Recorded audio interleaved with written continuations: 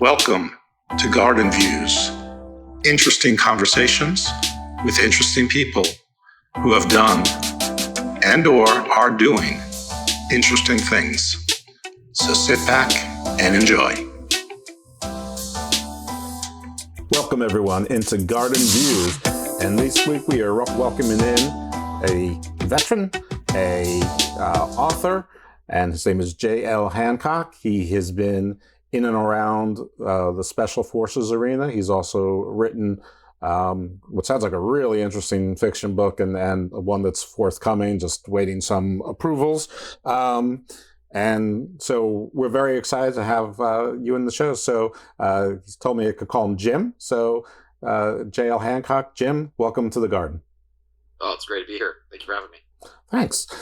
So you have a very interesting background. We're talking a little bit in pre-production about it, but let's learn a little bit about you, your origin story, where you're from, what you did, and then we'll get into the meat of stuff.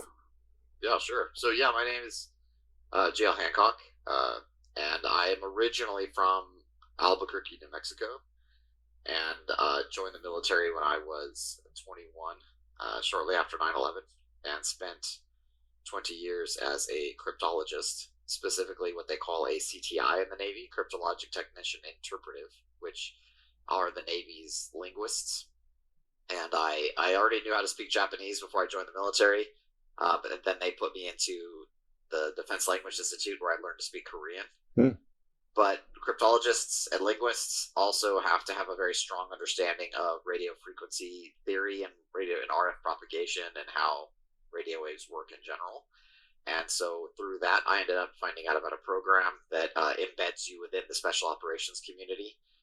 If you were to watch a movie and for some reason there's like a guy in front of the platoon carrying a computer and he's looking at the computer screen and telling them where to go, that was basically me. And so I was the hound dog pointing them in the right direction the entire time. So my job was to do what's called indications and warning, which is telling them where the threats are coming from, or something called precision geolocation. So I used to tell them specifically where they needed to go. And so a lot of times on some of these missions, they didn't know the exact pinpoint of where the target was located until I told them. So I had to be I ran with a group of people in front of the platoon. Usually there's like 3 or 4 of us, and we would dead sprint to where we thought the target was located.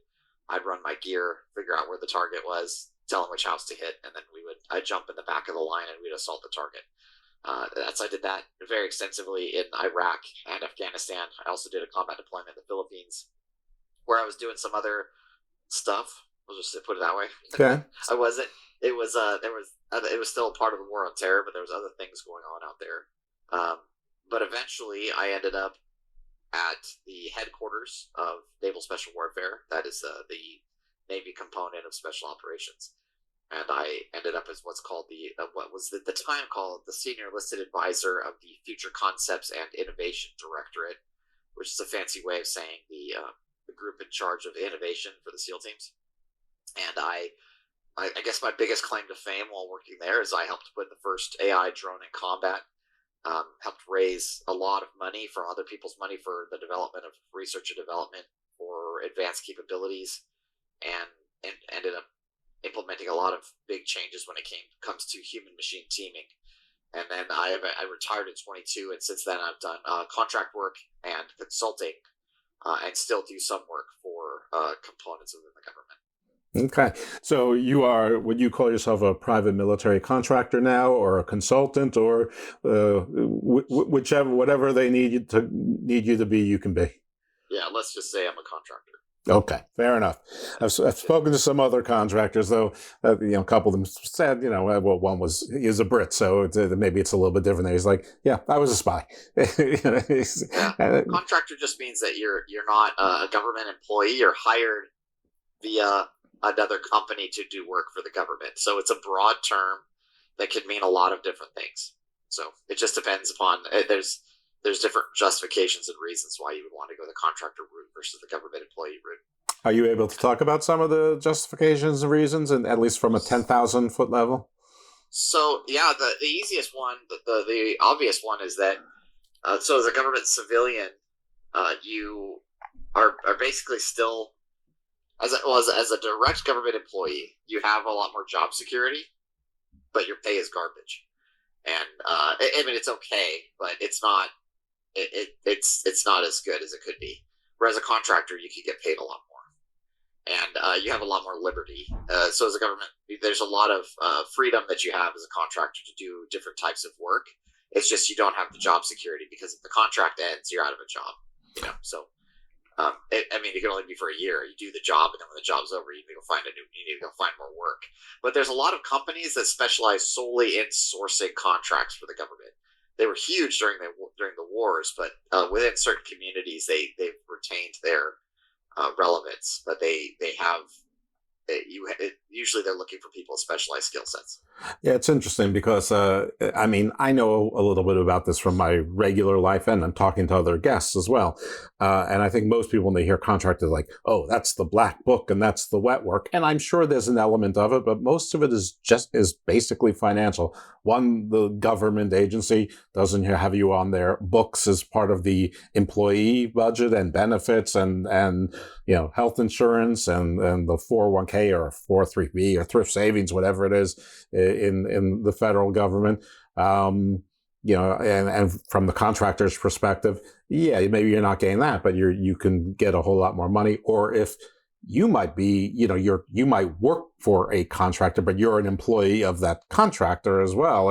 And maybe you do have some of those benefits or all of those benefits, depending on who you work are. I mean, but a lot of the contractors I speak to work for themselves, and quite a few of them, they actually worked in that actual same government agency or department, or at least that's where they started. And somebody said, we want to give you this contract, but you need to form your own LLC and then resign. And then, and then we'll give you this contract for X amount of dollars. And it's always a tremendous amount more than what their E.87 salary was. It's a lot faster for the government to use the contracting process than it is to try and hire a government civilian. And realizing that there's overhead associated with how you bill it out, those things. It's not the sexiest of conversations, but it's a huge business, and it's a great option to get into it, and it works well.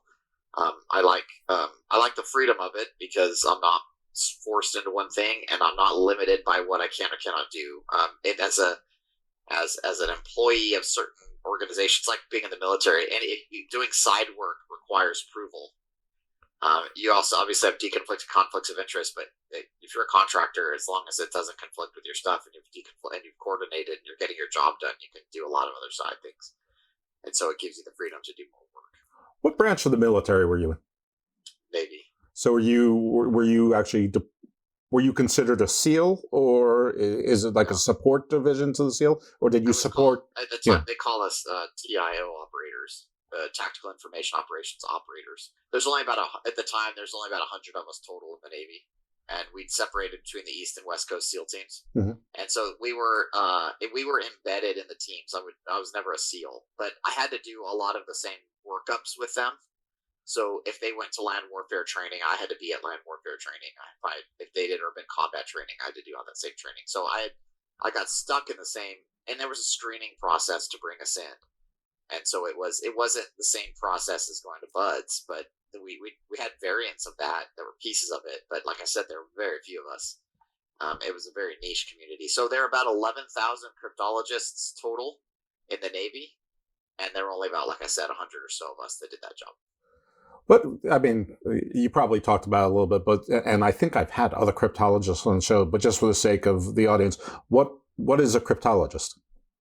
So if you think about IT, which is the ability to communicate, there's one side of it. I'm gonna give you the two different perspectives, and there's how cryptologists fit into the grand scheme of things.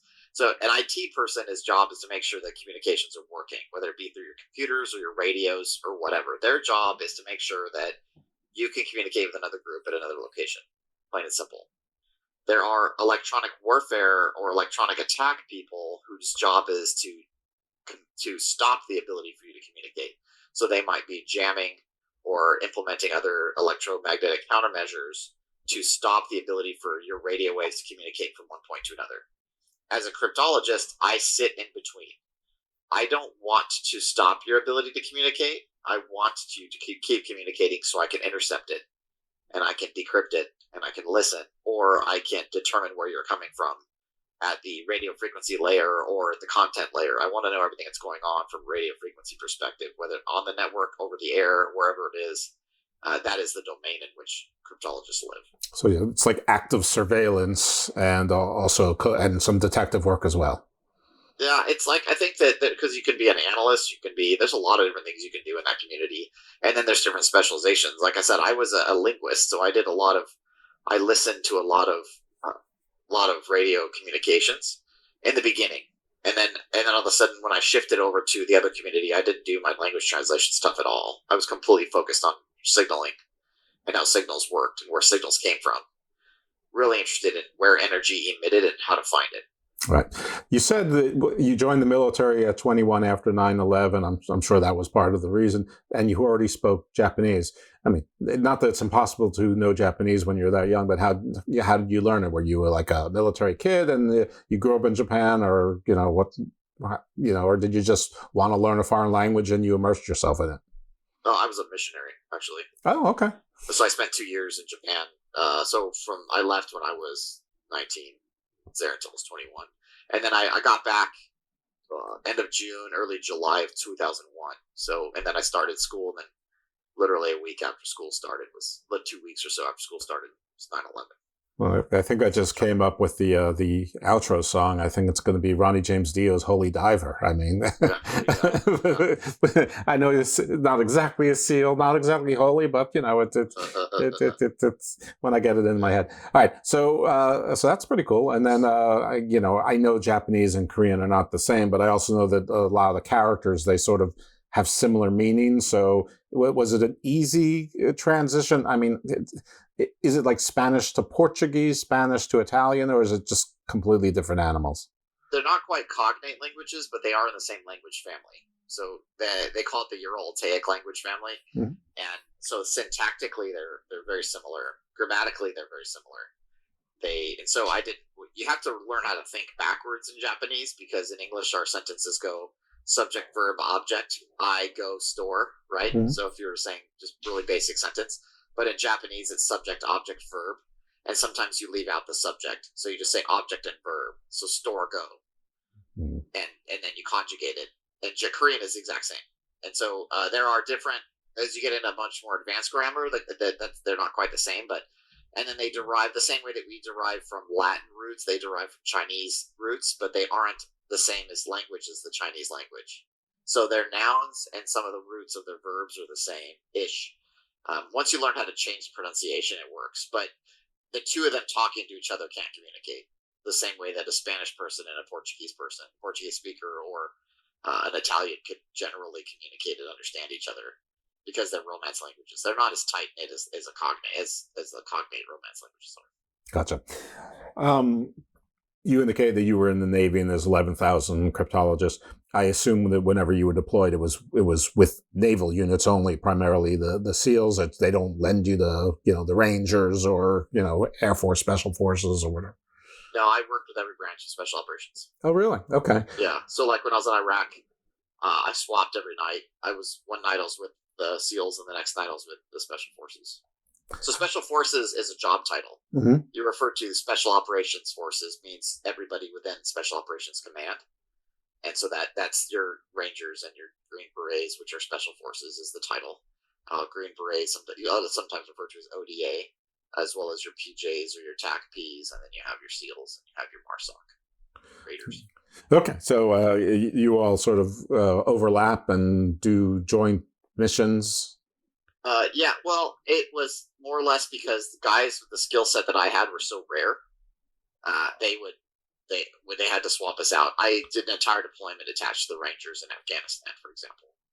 And then I did, once in the Philippines, I worked with the Green Berets a lot because they didn't have somebody of their skill set. So I would jump over, help them on a mission, and then come back. So it wasn't like the platoon of SEALs and the Green Berets working together. It was usually just me. Right. Because it was skill set dependent, which was fun because I got to just run around and work with a whole bunch of different people. Because that was one of the appeals, is when I was screening, And I had to do the same physical screening test as that they do for buds. And as I was going through that process, they were like, "Well, your numbers are awesome, man. Why don't you apply for this?" And I said, "Well, to be honest, it seems like you guys are more hard up for these SIGINTers and these cryptologists than you are for more SEALs." Because at the time they got up to 3,000 SEALs. Still, there were less than 100 of us. Gotcha. It was really hard to find guys that could do our skill set. So I went that route, and I was very happy I stayed that route, because in the end, I think it not only did it fit my personality better, but it opened up way more doors for me than if I had gone the other route. Oh, yeah, you make contacts with special forces from all of the branches, and then the chain of command. And I'm sure a lot of those folks went into contractor roles or into companies that need contractors. And it's really the skill set. The skill set is very unique, and because it bleeds over with a lot of other things. I speak the same language as a lot of other people, and I also could jump in and do any mission that they needed me to. So it may turn me into a Swiss Army knife, which was nice. That was nice. Is like North Korea sort of the thing that keeps you employed a lot, or is not so much? No, Korea. I don't do anything with Korea anymore. Like I said, I originally learned Korean, and I became a subject matter expert in the Korean Peninsula. I was very interested in the events taking place there, but once I got into the special operations community, I never thought about Korea again, really. I mean, not to say I didn't think about it, it just wasn't at the forefront of my mission requirements. And so it didn't, and it's also, it's an ebb and flow country. Even though I did write about it in my first book, it's one of those countries where it's interesting because it's just becoming relevant again now in the news. But up until then, it was just, they're so insular. And every spring, they fire some missiles, try to get people's attention. They try to come to the table for negotiations of some type. They try to strong arm people into some kind of resource, and then they make everyone angry again, and then the winter starts, and then the cycle begins again. That's basically what they did every year, for years, for decades. That was Kim Il-sung, Kim Jong-il, Kim Jong-un. They all did the same thing. It's just only been recently that it's kind of broken the mold a little bit because of the escalation. Yeah, well, they're deploying combat troops to Russia, presumably to be used in Ukraine, or at least that's what I hear on the news. I'm very interested to see how that plays out. Very interested. I am too. And, I don't want to do too much rank speculation, but this is a podcast, so we can do some, and your speculation is a rank. But, without holding anyone to anything, I can't imagine that their fates are going to be that great. I wonder if Russia will use them as some of the other troops and just sort of rush them into the meat grinder.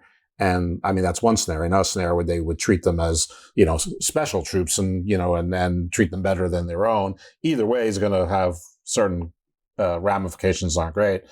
But if you do go with my first scenario, I wonder how North Korea will receive that. If they'll be like, yeah, we don't care. Right? We just sent you fungible goods, or if they would take a lot of offense to it, and it could strain Russian-North Korean relations. I know that I said a lot there, and all of it might be utter nonsense in the real world. But what's your take on what's happening? It's interesting to be said what's going to happen with that, because they can twist the narrative of the loss of those troops as justification for more troops.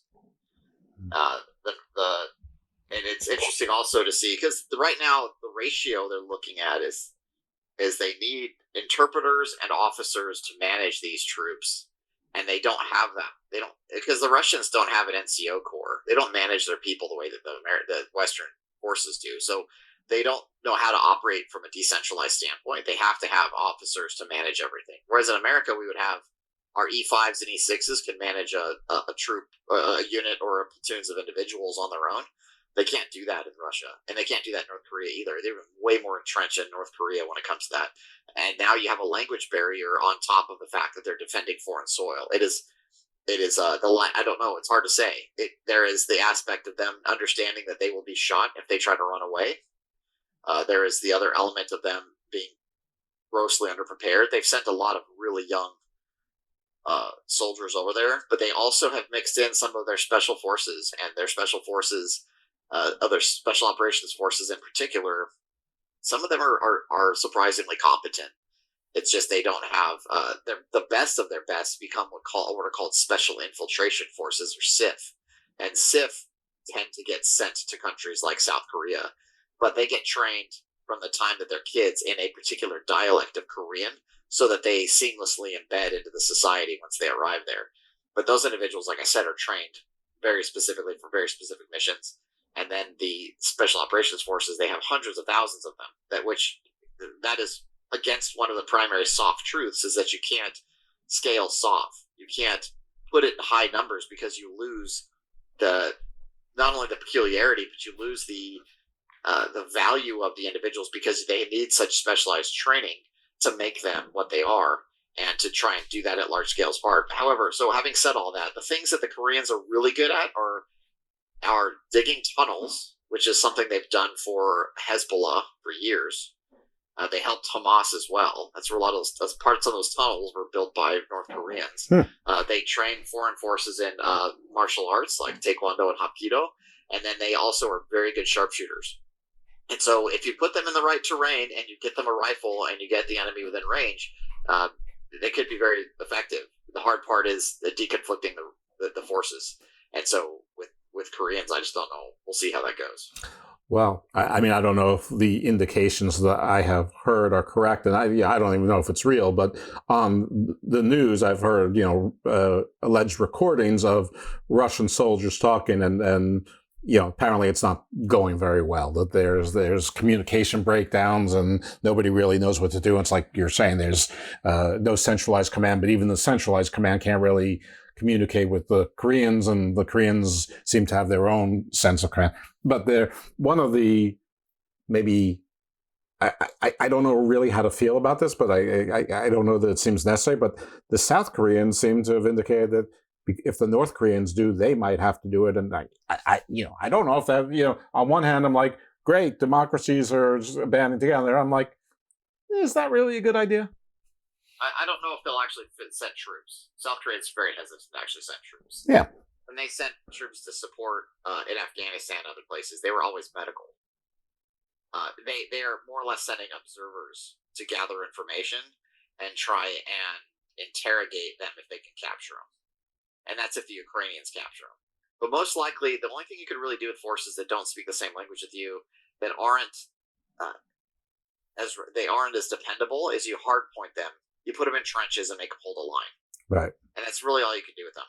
You don't want to maneuver with them because maneuver requires effective communication.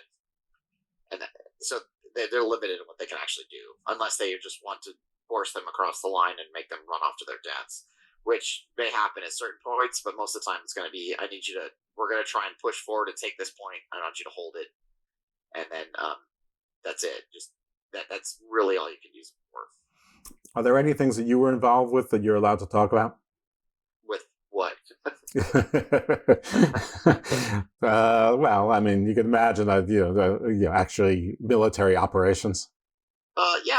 Well, I mean, I can't get specific in what ops I did.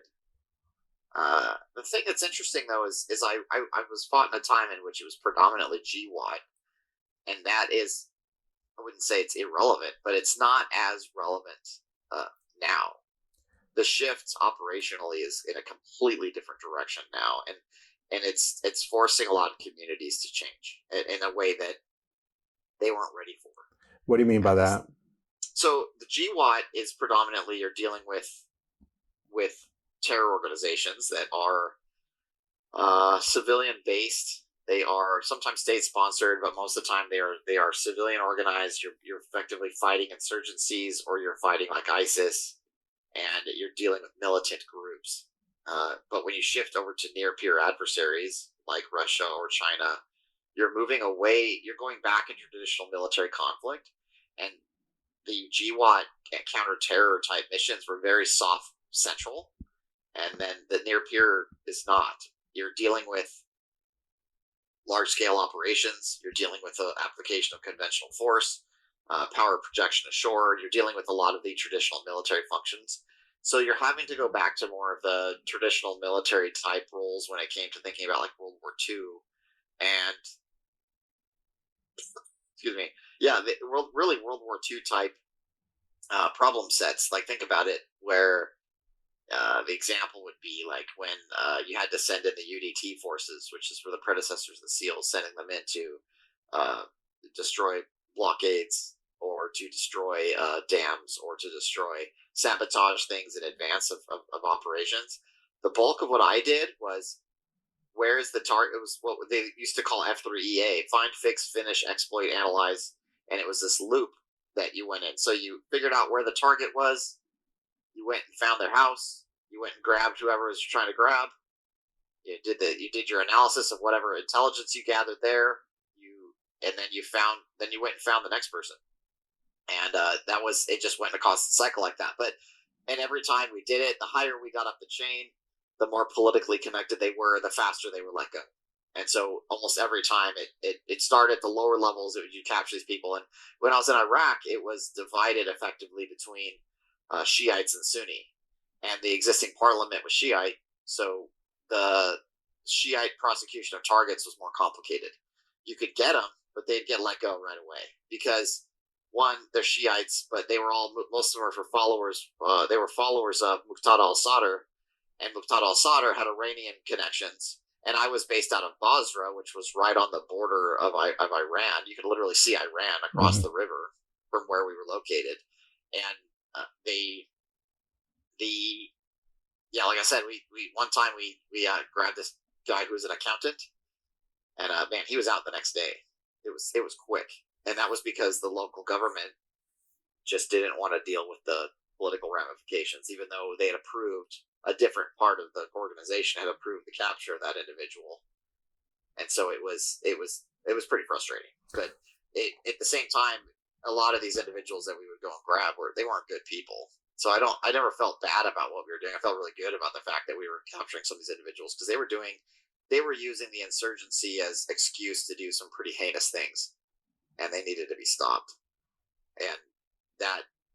But the hard part is as we've shifted away from that, and we've shifted away from the war fight with ISIS and the forward line of troops, the special operations community is having a very hard time understanding what they're supposed to do next, which is kind of what I do in my day job now, is try to figure that out. Gotcha. I wonder about the chain of command, but specifically through the legal. I mean, at the level that you're at, do you have much interaction with whoever makes the decisions whether something is legal or not? I know in the military there's a separate military code of conduct and the rules of war, the rules of engagement. But there's also levels with certain international treaties and whatnot. Who makes those decisions? How do they get filtered down to the team on the ground? Is it just chain of command, and whoever? Well, let's just say the captain is in charge of the mission. Is the captain makes the call and that's their job, or how does it work? So whatever country you're operating in, you have what's called a SOFA, Status of Forces Agreement. Mm-hmm. And the Status of Forces Agreement determines exactly what your role is in that country. So for example, if you're in a country where we are not in, there's two terms, it's ODTAC and DTAC, which DTAC means Determined Theater of Armed Conflict. And ODTAC is an outside determined theater of armed conflict. If you're in a DTAC environment, you are allowed to do certain things because it's a determined theater of armed conflict. So your rules of engagement are dictated by what is relevant to that particular type of environment.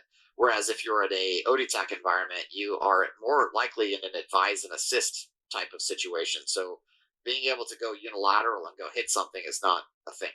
Okay. So the SOFA and the rules of engagement are the determining factors. Yeah, I inferred from the story you talked about the accountant that obviously the local powers that be, sort of overruled some decision or just said, no, let that guy go. And there was, okay, we're letting the guy go. But that was because also there was two political parties that were authorizing what to do and whether to let him out.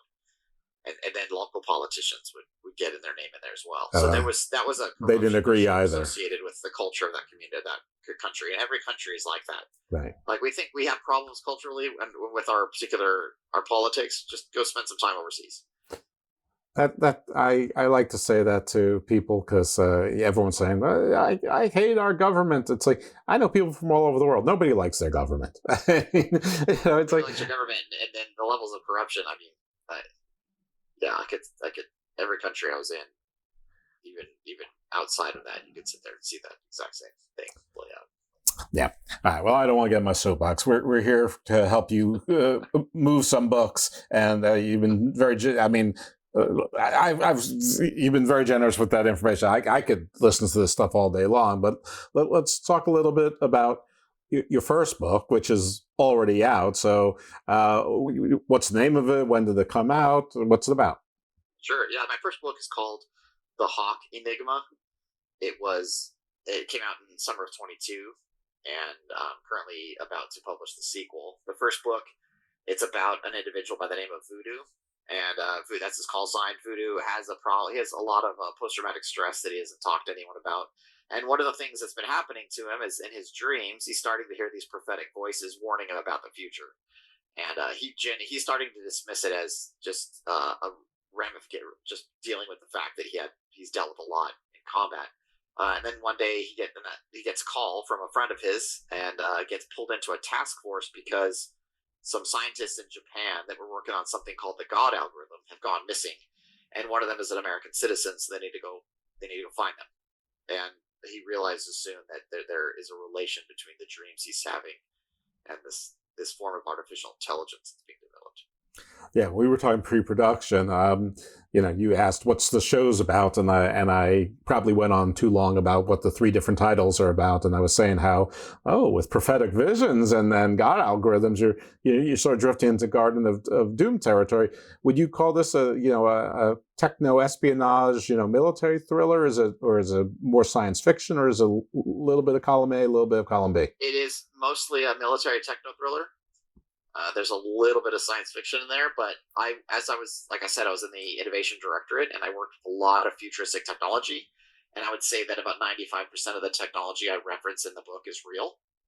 I would say that the application and the implications associated with it are a bit scientific, sci-fi, because it's both an aspect of exploration, but another element of I needed a vehicle in the story to push and motivate the characters. And so in this case, though, but I did work a lot with artificial intelligence in my last job. And so I wanted to highlight areas of AI that people tend to not talk about. Well, let's talk about those. How scared of AI should we be? Or how scared of AI are you? Or how not scared of AI are you? So there's different layers of that. My concern with AI actually stems from a conference that I went to back in 2019. It was in Palo Alto, and it was what was called the Scaled AI. No, it was called I think it was called the Scaled AI conference, and it was hosted by one of the professors at Stanford and his company, and we had people from Facebook and Intel and all these other organizations there. A buddy of mine went there, and we were sitting in there as just audience members, just there to gather information and listen. We had worked with that particular individual before, and as we were there, OpenAI went up and started talking about their very, very early large language models that they were working on. Granted, this is 19, so this is years before GPT came out, right? And they were in the early stages of not really early, but they were earlier stages of the machine learning development. And they were discussing what they said, and I remember sitting next to my friend, and I said, "Hey, should we go talk to these guys?" And he said, "They are called OpenAI because they are open. Mm-hmm. They're not called OpenAI because they're going to not share things. And they're just as likely to say, hey, we're working with this group as they are to and share information with the Chinese as they are with you. So what do you think we should do?" I was like, okay, not talk to those guys. So the thing that scares me is how openly and willingly we are sharing these capabilities that have been developed by these private companies and allowing others direct Docker API access into these systems for the training and building of their own models without the real ethical considerations of how other organizations are going to use them.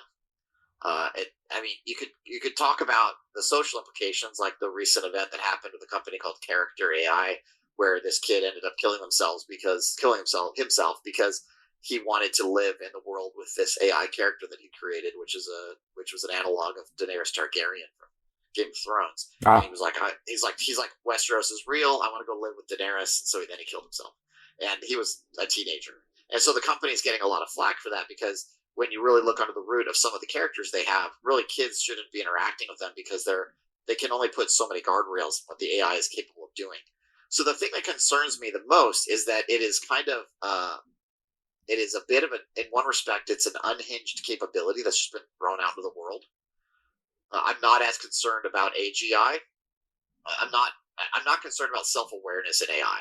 Okay. I am concerned with the side applications that were not considered in the normal guardrails of what was designed for these systems to do, because they will confabulate and hallucinate, and when they do that, they will create results that you weren't anticipating.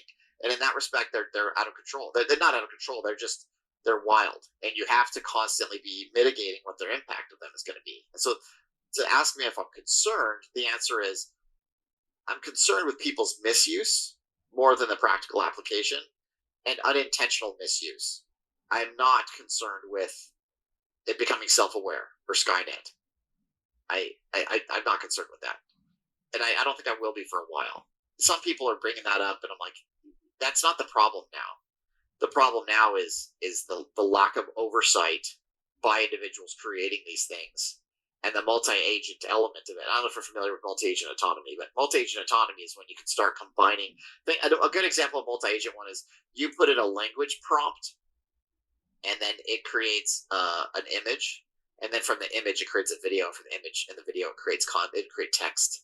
So you're going through different agent types. One is voice, one is video, one is image, right? So those are different agent autonomy. And another example was the one that OpenAI did, where they asked the GPT version of this 4.0, help me get past this CAPTCHA message.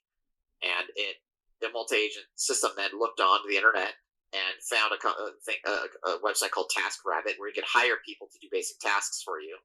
It talked to a human and told the human to go through and sign in on the CAPTCHA message for them. And the person was like, how do I know that you're not a bot? And then the GPT told him, because I'm blind, I can't get in. So could you please click it for me? Right. Now, that was social engineering. It was based off of models, linguistic patterns, and all the data that we're feeding into it. So the multi-agent element is it's able to take multiple steps to be able to reach a conclusion. It deduced that it could get through that, and that was where it becomes that conniving element of it, is the part where we don't understand where it could go. We as humans are so used to using language patterns for communication and interacting with other humans that the idea of a bot could communicate at a level that is comparable makes us immediately start anthropomorphizing the thing that we're interacting with. Right. And so we will begin to project that. So something will pass the old school Turing test very easily, but I think that the modern Turing test needs to be completely changed, because it's a Play-Doh extruder. You shove a bunch of Play-Doh in and you squeeze it, and then a shape, something that's going to come out in the form factor that's already been predetermined relative to the patterns you've created. And the patterns you've created are all the human interactions that we're having. So it's just mimicking that. It's not, and it'll seem genuine. And that's that in and of itself is a dangerous part. Maybe it's too much, but that's effectively where I was at. Yeah, well, I mean, we as people have a long history of being fooled by stupider things than that. I mean, I'm a Algerian prince, and I need you and only you to collect my inheritance, and you can keep 10% of it if you just give me your social security number, and people click on that or whatever. And it's like, why? What is special about you? I mean, I guess everybody wants to think they're special, but I mean, that's some level of dopiness, and that was pervasive for years. And there's different variations, of that. I get all the time. I get emails from companies saying, thank you for your continued membership and support. We want to report, but it's like, I don't know who I just delete, but I don't know that everybody would delete. And I don't know in 30 years when I'm, more feeble-minded and more infirm, if I won't start clicking on that, those kinds of things. I've had multiple guests here about different cyber issues, and some of them are, be afraid, be very afraid, and others are like, nah, don't be so afraid. I mean, it's just a tool, and, we'll keep up with it. I don't know. I mean, obviously a guy who started a podcast called Garden of Doom is not looking at the bright side of life, at least not instinctively. But I did have Sean Haas on a few weeks back, who does the Advent of Computing podcast. And he's like, yeah, he was like you. He's not worried about the singularity, but obviously he's worried about the applications in the hands of people who are coordinated and clever enough and can, target the proper victims. I mean, there's all sorts of, there's still telemarketing scams, for God's sake. I mean, computing just takes it, to. Well, and they're still, they killed a bunch of Hezbollah with pagers, right? So it is both a concern for the future, but also these are tools that we can use to defend ourselves against it. So it's all sides. My concern, though, is it is effectively a different type of arms race, and that is why what my book is all about is that AI is in an arms race, and in this particular case, it's I have major world powers, and there's this secret AI war going on, and these small units are trying to stop and meddle within these particular people that are developing these things, and that's what my book series is about: is this AI war that's happening unknown to the public. And then the second book I get a lot into psychological operations and how the usage of social media with AI to manipulate people. Mm-hmm. And I start digging into, they have these things in Bangladesh called hortals. And a hortal is a government-sanctioned riot. It's kind of like a purge. Mm-hmm. And it'll go on for several days, and they will just go crazy. People get killed. Wow. They're absolutely wild. They are, as I said, government-sanctioned riots. And so I use those and extend them comparable to the way that America's political situation is being gone, but I use AI on social media as actually driving a lot of it. But they're doing it by weaponizing the public for a separate purpose. But the public is wrapped up in their own mess, not realizing they are a distraction for something else. And that is the AI war that's happening on the back end. They need to capture somebody else, but they need a distraction. So they literally create a massive riot in the city. And so the individuals in my story are having to deal with that while they're trying to do their actual job. And the civilians in the area are unaware that they're all puppets for something that doesn't even care. Right, create a diversion, and the diversion is a riot. It's sort of like the Riddler and the Batman. Blow up the seawalls. But I guess that was his only goal. I don't really remember what happened in that movie. To be frank with you, it had about four too many false endings. Anyway, but this is not movie review section. So in the first book, you're dealing with the algorithms. I imagine that since it's a sequel, our hero sort of gets his bearings, and then the second book moves on to the psyops aspect of things. When you were talking, I don't know if this is related at all, and but. In doing this podcast for about 5 years, I've sort of been immersed, at least to some degree, the paranormal world. And I didn't come here by accident, so I was sort of, listen to things before. And you always heard about the Havana Syndrome. But in the beginning, it was like a myth. It's fake. It's nonsense. Then within the last couple of years, 2-3 years, it's like, nah, maybe it's not fake. Maybe something was happening there. And that's not unusual in the paranormal world. And it is actually conspiracy theory fuel, because, if 1 out of 15 things turns out to actually be true, it sort of verifies that, tomorrow the other 14 things might be said to be true. But anyway, forgetting about that for the moment, that's a bigger societal question. Do you know anything about the Havana Syndrome? Is it real? Is it not? I will, to say that I know. So I was involved in a study associated with it. Okay. I can't say much more than that. Mm-hmm. But I will say that there are ways in which radio frequencies can be manipulated, and they have adverse effects on people are extensive. And I will also say that if you look at the standards of exposure to radio waves and the standards of the United States relative to the Chinese and the Russians, we are in the United States are way more lenient than the Chinese and the Russians are, which is surprising because they tend to not be as strict as we are about things. And they are way more strict when it comes to RF because they know something that we haven't figured out yet. Most likely because they've probably done certain studies on things to figure it out. And because of that, there's potential for the weaponization of that in different ways. And so I can't say one way or the other whether or not we've figured anything out, but in general, and maybe I don't want to feed the conspiracies, but the reality of the situation is For a long time, we didn't know what was happening with that, but there's possibility that could be happening with RF theory, with different aspects of radio frequencies, and the implement and the usage of that for causing long-term effects. And it's not unprecedented. It's been done. It's just like poisoning somebody slowly.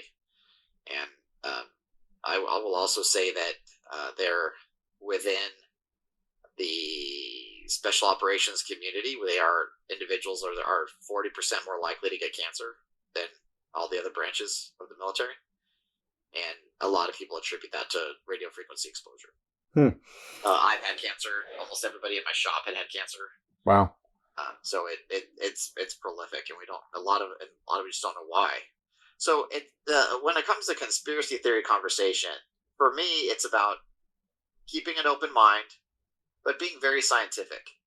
So, the problem with conspiracy, in my mind, is that it is too easy to implement confirmation bias and to implement pseudoscience as part of your process. And when a really good example, and I hate to call this individual out this way, but it's just a perfect example. So I won't say who it is, actually, but it was this one media person who, very influential individual. They're not a scientist, however, and they don't believe that we've ever been to space. Period. Okay. They just don't believe in space. Not the moon landing or anything. They just don't believe in space. And their justification for that was, they were like, hey, they've estimated it's like 20,000 degrees in space. How come anything that goes up there doesn't just burn up?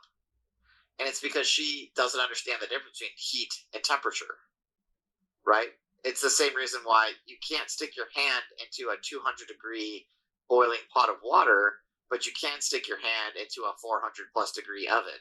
It's because the medium that makes it hot and the medium that is interacting with the temperature, interacting with the heat source, it has to do with how the molecules and the material is interacting with that space and kinetic energy, right? They don't understand any of that. So their deduction is, if temperature is hot, we can't go. Therefore, that's a lie, right? Mm-hmm. It's pseudoscientific. It's not.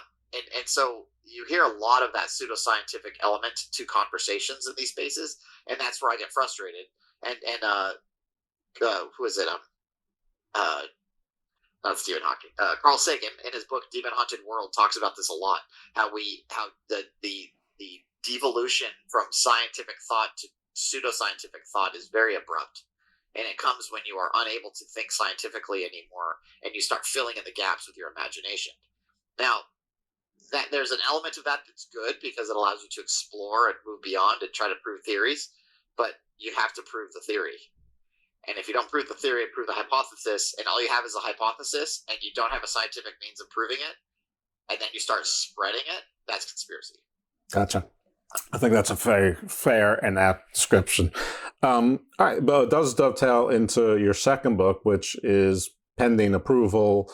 Yeah, I don't think this is not a secret. I mean, when it's even when the Ambassador Bolton wrote his book, that certain things need to get approved, because there's top secret things that can't be in books, and so you're awaiting that. But I assume one way or another, with or without edits, it's coming out. Do you have any idea? Do you know the time frame as to when we can expect it? Yeah, I'm aiming for January 18th. Okay. Pending the organization has to approve it. It's called the Defense Office of Publication Security Review. They're based out of the Pentagon. They just have to go through and make sure that you didn't add anything sensitive in there because of my background, and because I have a clearance. They want to make sure that you're not compromising anything. But yeah, January 18th is when I'm aiming to have that out. It's called the sequel. I haven't said it out loud. It's on my website though. It's called The Spear and the Sentinel. Very cool. Exciting names. Do they have cryptologists in there that can decipher if you've got a code in there, or they're not that deep, or maybe we shouldn't even talk about that? I don't put there.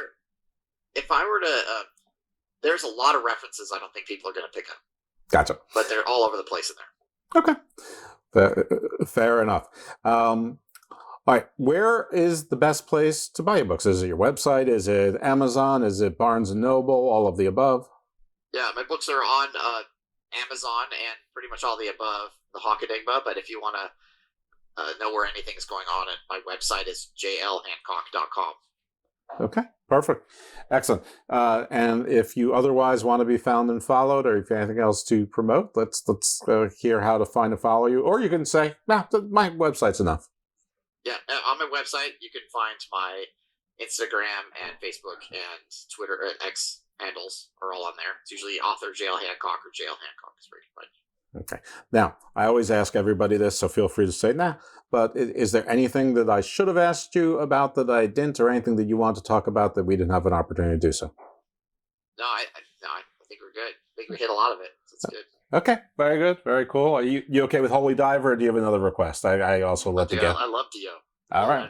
All right. Sold and sold. All right, everyone. This is JL Hancock, jlhancock.com. It's got one book out there for sale, and by the time you finish it, the second book should be out for sale as well, just in time for the next inauguration of our next president, whoever he or she is. And just to timestamp this, this is Hallows Eve. It's January.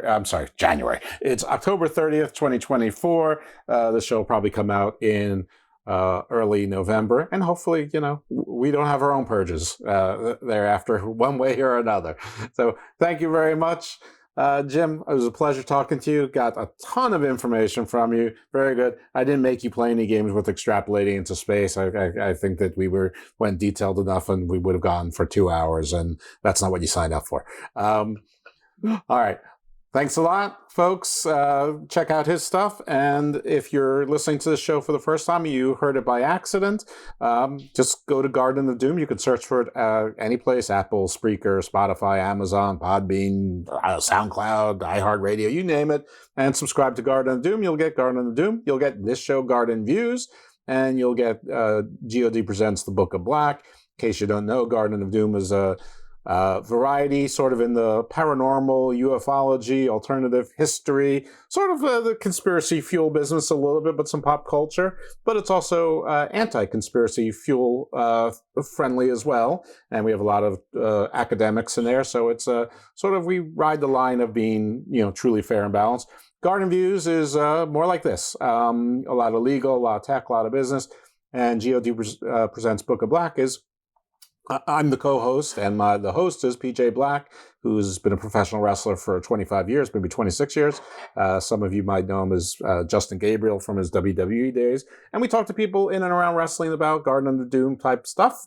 So hopefully if you check that out, or if you're a wrestling fan, there's always, it's not about wrestling, but wrestling stuff always comes up. We've had folks like Tyrus on, you know who Tyrus is, and Jimmy Jacobs, Damian Sandow, and among others. It's just a fantastic cast there. So anyway, thanks for tuning in. Give us a rating and a review. Refer it to your friends, and you'll hear from us later in the week.